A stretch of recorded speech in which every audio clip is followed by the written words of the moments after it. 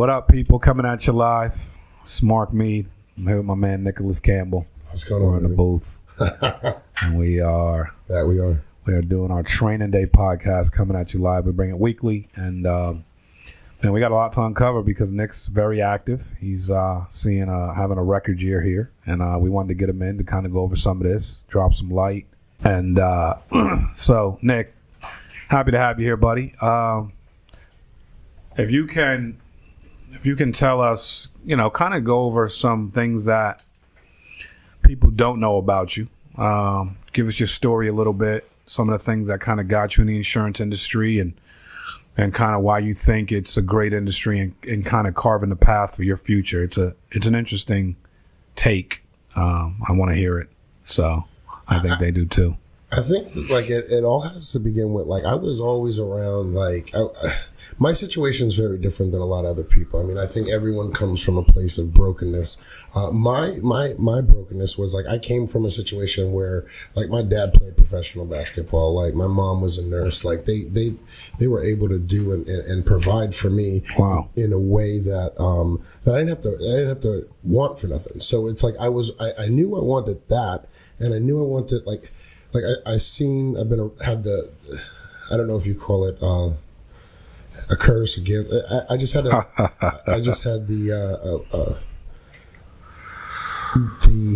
how can you say it? The opportunity to be around people who made a lot of money. Got it. See a lot of money. That's a gift, bro. So I guess your perspective does change that, right? Gift or a curse. Yeah. How do you see it? I see it as an opportunity, man. That's a gift to me, man. I see it as a way that it taught me a way to kind of how I need to be, how I need to act, how I need to have a certain mindset around something, a certain attitude, a certain activity. Early on, I was always a worker. I was always involved in sports. So it was from day one, it was just training. So what team did your dad play for? Atlanta Hawks. So how long was he on that team? He was in the league for about 15 years, so he spent maybe 4 or 5 years with them. Did he 15 years in the league? Yeah, so ABA with the Carolina Cougars, okay, and then the NBA, and then the Harlem Globetrotters for a little bit. What? Yeah, he was a shooter, man. Whoa, that's what's up. Wow.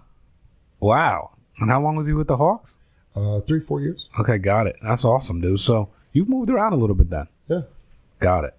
So how did that kind of impact you moving around a little bit?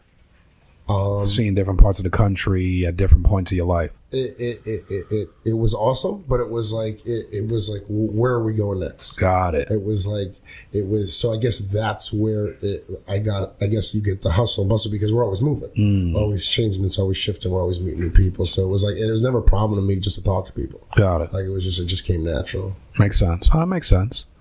Makes sense. This is starting to make sense. So why don't you transition us a little bit? What did you do before insurance, period? I was in the car industry. Okay.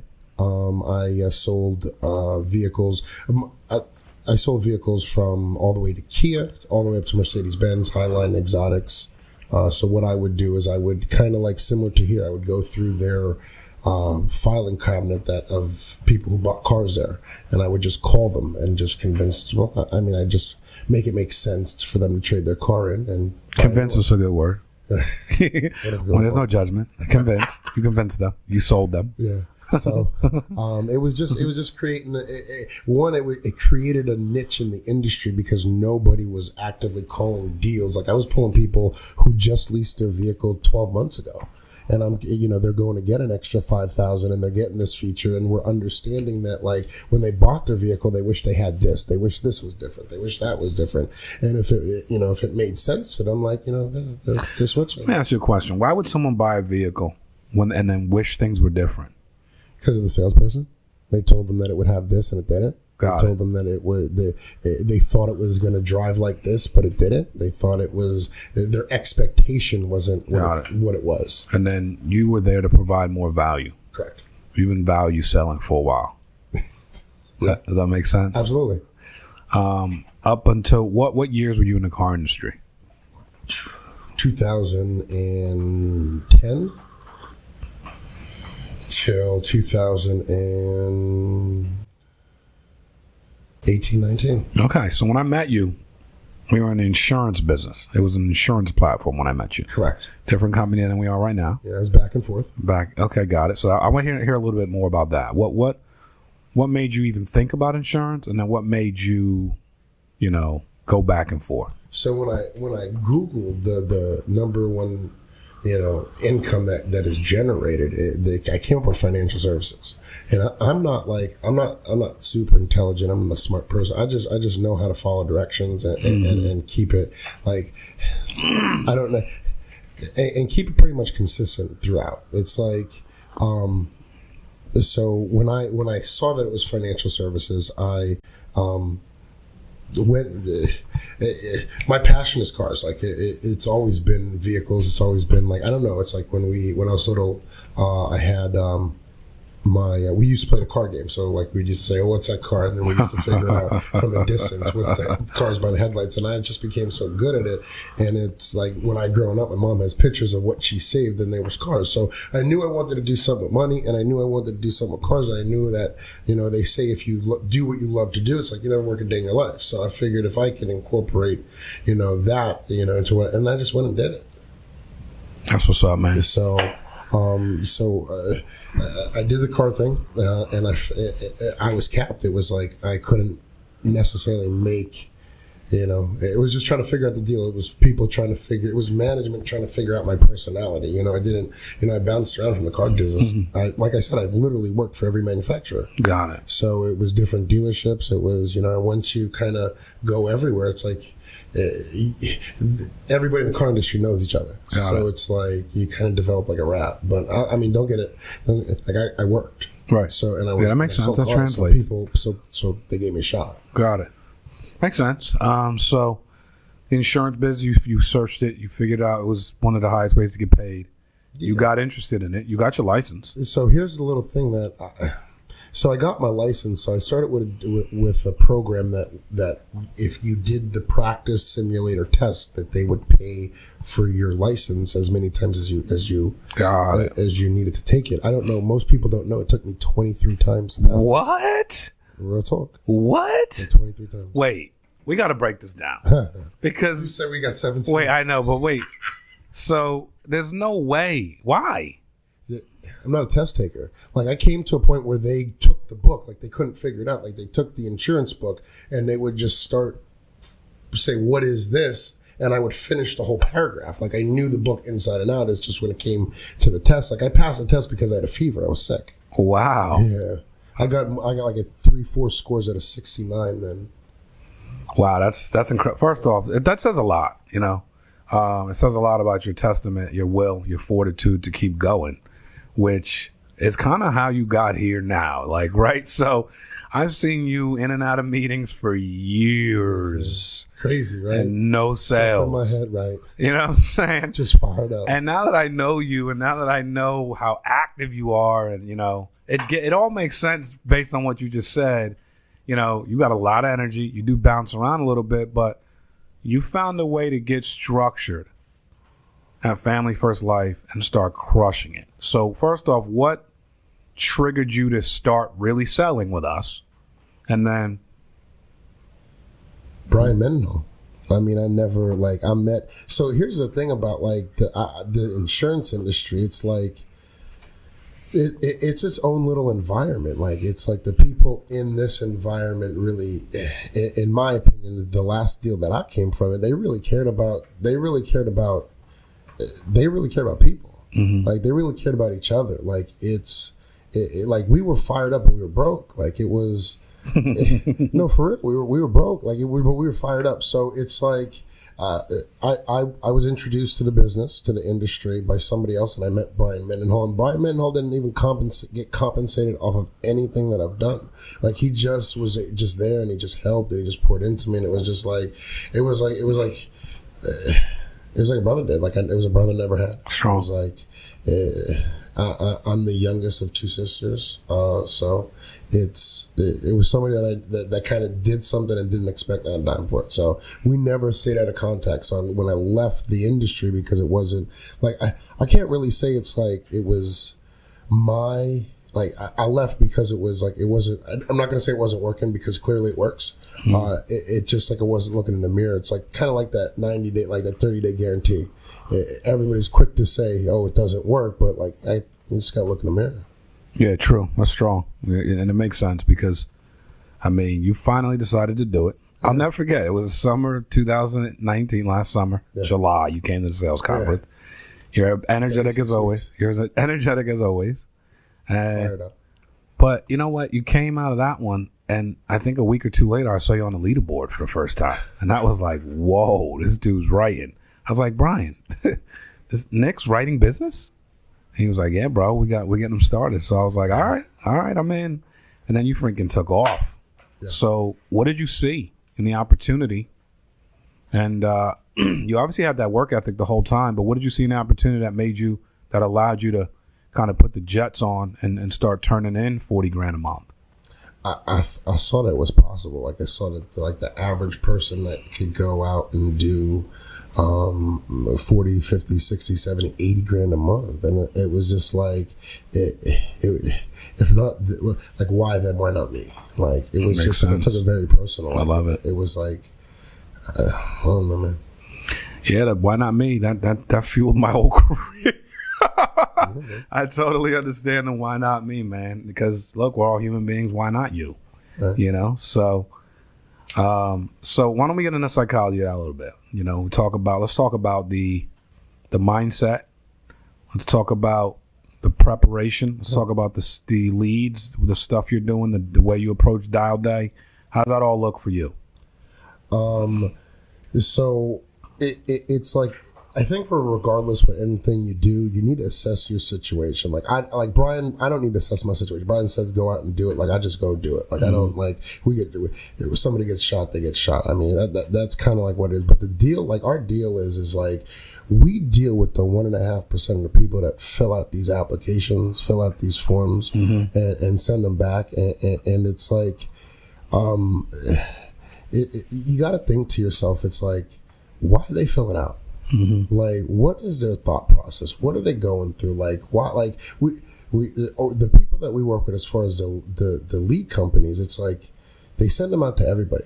These people are getting 3 and 4 applications, leads, whatever you want to call them. It's like, why are they filling them out? Why then send them back? So I just take it real personal, and I think you got to understand from a standpoint. It's like, normal people don't do it. Like I get stuff sent to the mail. I don't fill it out. It doesn't make me right. It doesn't make me wrong. It is what, I just don't do it. Right. But you know, I think if we wrap our minds around that, and if we understand that, it's like, if people are just raising their hand because they don't know how to evaluate the situation, they need help, and they need somebody who's confident and enough to go out there and help them. Like, be bold enough to get uncomfortable, to ask the questions, like to figure out, like, why did you, like, you got it for the insurance, but like, why is that, like, why is that important to you? Why is protecting your family the most important thing to you? I love it. So, I mean, it's just like when we look at what we're dealing with, we're looking at our leads. It's I try to understand that. So when I'm on the phone, it's like I'm not really. It's like, it's Nick. I'm the underwriter for your mortgage insurance. Like I got to do the medical portion. I'll see you Tuesday at 6. Like it's done and over. My phone calls are like no more than 30 seconds. Correct. If it's more than 30 seconds, I'm like, the object of the phone is to book an appointment. So it's like we have to wrap around time. Like, it's like people say it's very simplistic, but it's like if they understood it more, I think they do more. Like it's not overcome. The object of the phone is to book an appointment. You book the appointment. It's like I think we overcomplicate that. And once we overcomplicate that, we have to be bolder than we actually need to be in the first place. Right. So it's like, I'm dialing like I have a bunch of leads. Like I'm dialing with 400 or 500 leads at a time, and I'm just going through them, and then like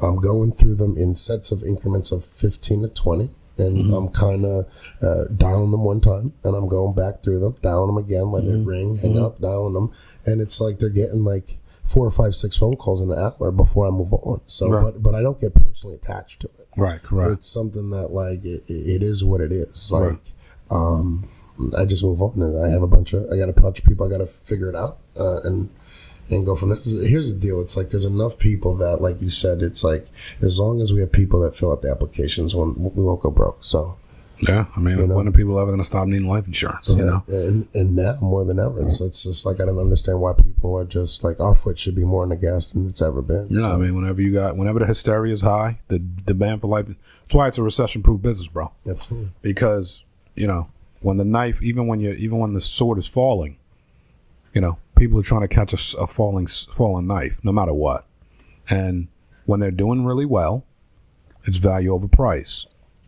When there's hysteria, it's straight up, I'm scared. I want to protect my family. It's fear of loss. Yes, it's fear of loss, because fear of like real loss, right. Which is, it is what it is. I didn't make it up. It makes sense. Like, this is just the industry. It's recession proof. The demand for life insurance today is a lot higher than it was 6 weeks ago. Fair enough. Right. I'm like, we're helping families. We're out here serving, so. And I'm not confused about that. Like, I never vacillated over the idea when I call people, like, what my job is like, I'm here to help you. And I think like if people, like, people don't know how much you care until you show them how much you care. It's like, how are you leaving it all on the line? It's like, I don't know. It's like people. There's like, I feel like there's nothing to get emotional about. Like, people are going to say no. Correct. People are like, as long as you don't kill somebody before you come into the work, it's like, what's there to be emotional about? A famous Shaw Mike quote. Right. I love it. So now you have that. How many hours on average a week would you say you're booking appointments? Like, actually dialing the phones? I mean, I'm different. Like, I'm very. Like, so when I get on the phone, like, out of 10 people that answer the phone, I'm normally booking like 5 to 6 points. Okay. Like, it's just, and it's the pattern at which I'm dialing. Yeah. Like, that will cause them to answer the phone, because the worst part of the, like, I'm gonna be transparent with you. Like, the two worst parts about this job is getting people to answer the phone, and that time between driving an appointment. Mm-hmm. Like, unless you're filling it with like something that's going to make you like incoming producing activities, like right, dialing the phone to recruit. Like, right. that's what you should be doing. You preach that. That's very interesting. I never heard anyone really say it that way. But if I think about it, you're probably right. Yeah, like driving in between appointments, and right? getting them to pick up the phone. Now, I love this job. I love the caveat of, unless you're getting it, you're creating income while you're driving. Making money while I'm making money. The only way to make income while you're driving is to do what? Dial the phone. And talk to who? People about the business. Prospective recruits or existing agents that are with you, correct? Correct. Now, that is what, that information is out there. People understand that, but it's uncomfortable, right? I mean, like, because I'm on the phone booking appointments. Mm-hmm. I'm in front of clients. Okay. Now I'm in my car, which is supposed to be my chill time. And I'm on the phone now talking to agents for the next 40 minutes on my way to appointments. You start doing that, like, your day just is like, you're like, what did I talk to? It's like I understand, like, when it's like you don't, like, I never used to understand when people didn't get back to me with, like, I wasn't busy. Like, I wasn't, like, I don't, I don't get back to some, my mom for like a couple days. It's like, I'm just busy. I'm just doing my thing. So, but like, yeah, I get it. But so when you do that, dude, it starts to explode though, because you're pouring into people. I think that people, your belief level goes through the roof. Yeah, and people need to understand this pouring into people piece. Yes, it's inconvenient, but you're not gonna. Anything worth building is inconvenient, and anything that's gonna leave a mark is inconvenient. You're gonna leave a mark in people because you're pouring into them. You're gonna leave a mark in people because you're pouring into them, and they're growing. It might not be at the pace you want. It might not be at the pace they want, but they're growing. You have information, Nick, that they need for the new agents you're hiring. And you have an obligation. You have an obligation to help them. You have a lot of energy. It's not a problem for you, all right? Right? I'm just kind of talking. And people are growing and changing. You're affecting change in the home when you sell a policy. There's no doubt. I've never delivered a death check once, Nick, and the clients say, why are you here? They've always hugged me and been happy to see me. No doubt about it. And they've always wanted more. They always wish they had more coverage. So never once did I not affect change selling a policy. Sorry. Number two, you're talking to agents, you're helping them grow. Dude, you're giving back. You know, you just are. And I love to see it. So you're running on average how many appointments a week? I don't leave I don't leave the house with less than like 7 appointments. Like if it's per less, day. Yeah. So I'm running 4 days a week. Every other week I'm running Friday, Saturday, Sunday. So I'm picking up a day, and then the last week of the month I'm running every day. Okay, I like it. You have a strategy for it. Yeah, it's it's just getting the right people around you. So like it's like if you're gonna to set yourself up like that, to run like that as far as the end of the week, you need to like have somebody in the car that's dialing the phone for you. Got it. So you are on your phone like in a Bluetooth, because in New Jersey you can't be on the phone. Like you get caught on the phone 3 times. So, with a Bluetooth, you can do it. So, right. So but you can't pick your phone up and dial the leads. And you can't do that. Yeah. So I do that, and it's just like I'm always. When's a good time to dial the leads? Whenever you have leads. Got it. A good time to book appointments whenever you have openings. Got it. So it's just how can, like, I was taught early on, like, if you're not on your phone, you're not making money. It's true. It's like, if our phone is what's keeping us from making as much money as that's we want, crazy. it's like, how long could we be on the phone? Yeah, think about that, dude. It's a device. There's nothing. This device doesn't hurt when I hold it. Like I use it for a lot of things, dude. We surf, we look at stuff. You know what I mean? Like if I can't use it like this to generate an income and to help more people, I don't know, dude. I mean, and I don't know much. I don't know how much money you can make by doing this. Like eventually, you gotta. You gotta call them. I don't know. It's facts, dude. So that makes sense. So. You're running 28 on average, 28 appointments a week, and what are you writing on average? What are you issuing on average a month? Like anywhere from 40 to 45,000. That's amazing. So that's extremely life changing numbers. I mean, it's not. Everybody's killing it though. Right. Like Steve's killing it. Jonathan's killing it. I'm just trying to keep up. I know. Trying to figure it out on old stuff. No, I get it, man. The pressure is on because there's so many people killing it. I get it, but it's still life changing income, and you've been doing that at that rate for probably 36 weeks. How many months is that? 36 weeks. I mean, it's like 9 months. Yeah. A little bit less. A little bit less, about 8 months. Third week of August. Okay. So, yeah, about 8 months or so. At that level. At that level, bro. That's significant. And everyone's killing it, man. Yeah. There's new people that are coming up that it's like, and that's what I love about it, man. It's just like that pursuit is just what I think people will live for. They'll die for it. They'll fight to get around. They'll fight to be around. Like winners win. They'll get around winners. I mean, it's just... I don't know, just the environment, man. It's crazy. That's what's up. So, all right, man. So, you're in the home. You're talking to people. You're trying to help get people to move, get them to understand what it is that they filled out and what they're trying to do. What's one of the things, or one of the top 2 things that's been working for you at that level?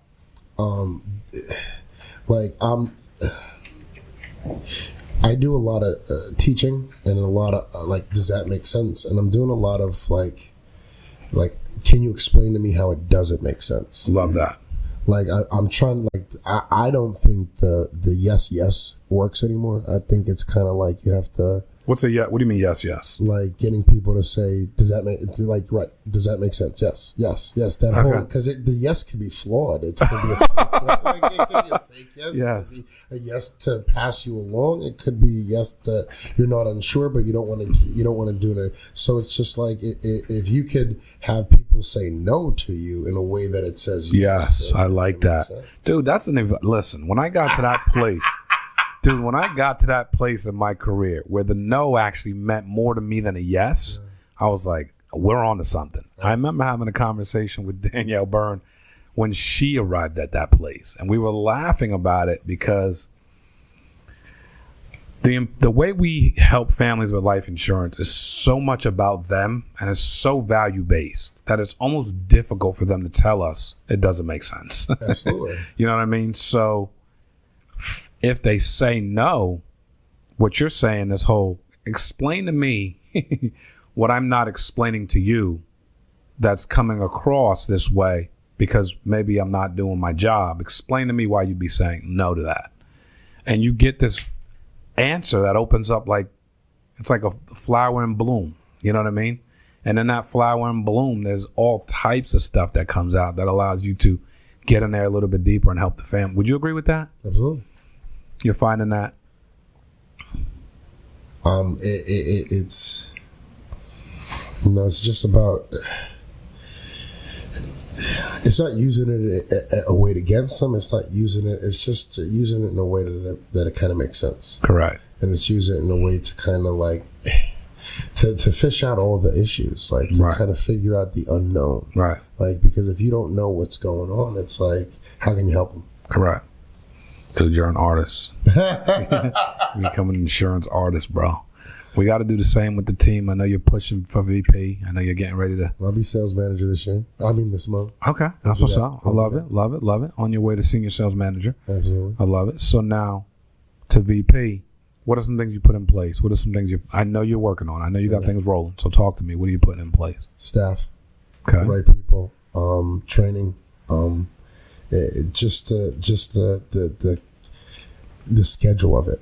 What you like, I see you and it's crazy, man. It's just like you're doing something. It's like you're just moving, and it's just like it seems like you're doing something every 15 minutes, something new, something different, and it's like, and it's just it explains how you're growing. It's explaining how you're killing it. It's like, yeah, it's a rhythm though. You know, I remember my wife got home from work, like she was home, you know, and 2 small kids. And she's trying to get in a rhythm.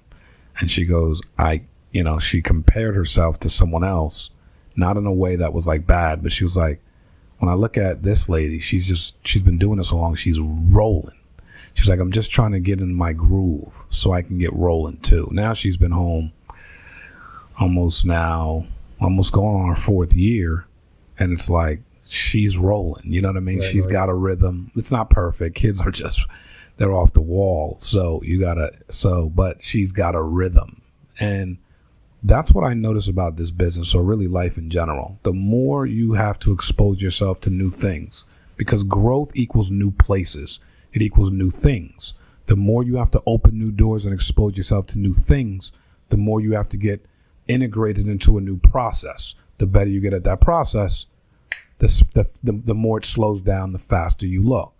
So you're just in the process of opening new doors and being integrated into new processes, which is amazing to watch. And I want to see you continue to win, man. You're killing. I know big things are coming, bro. I'm fired up. You came in here gassed up, dude, bouncing off the wall. So I know things are about to pop for you, man. Yeah. So appreciate you jumping on, man. If you could give everybody like a parting shot, something that they can walk away with from the big NC. What you got, buddy? Man, it's just it's what difference are you making in people's lives? Like you at the end of the day, I believe that you got to care more about people than you do yourself. It's praise God. It's when you wrap your head around that, like you can't fake it. When you fake it, it's not genuine and it's not real. I used to ask Brian, like, how do you care about people? And it's just like when you get that it's not about you, that there's like you say, it's not about you. It's about other people, man. It's about serving. It's about getting. That's great. It's about like, it's how much love you have to give to other people. That's a great place, man. And then when you get there, it's like we need to be the clarifiers. Like if 2 + 2 is 5, we need to make it 4. Right. It's when people are uncomfortable. It's like when they test you, are you strong enough to take care of their families and put them in a better situation and fight for them? It's like like you said, everybody just wanted a shot. Mm-hmm. That's all I wanted was a chance. Like and Brian kept giving me a shot. Mm-hmm. So I just was an opportunity and just took it out of the park. And it's like, here's the thing. It's like, if I could do it, like, it's like, man, I just call people and tell them coming over. Like, how, like, I don't know. That's all I know. Right. You know, go through you guys set the ball in motion. You guys put the plan in place, the processes.